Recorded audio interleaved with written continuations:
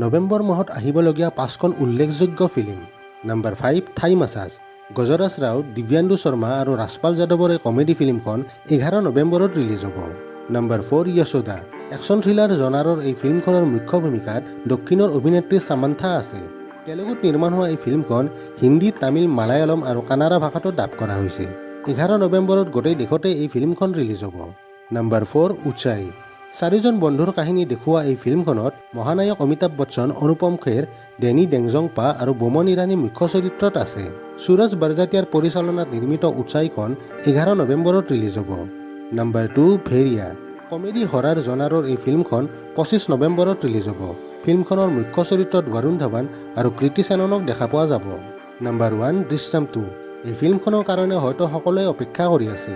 অজয় দেৱগন, শ্ৰেয়া চৰণ তাবুৰ লগতে এইবাৰ অক্ষয় খান্নকক দৃশ্যমৰ ছিকুৱেলখনত দেখা পোৱা যাব। অহা 18 নৱেম্বৰত এই ফিল্মখন ৰিলিজ হ'ব।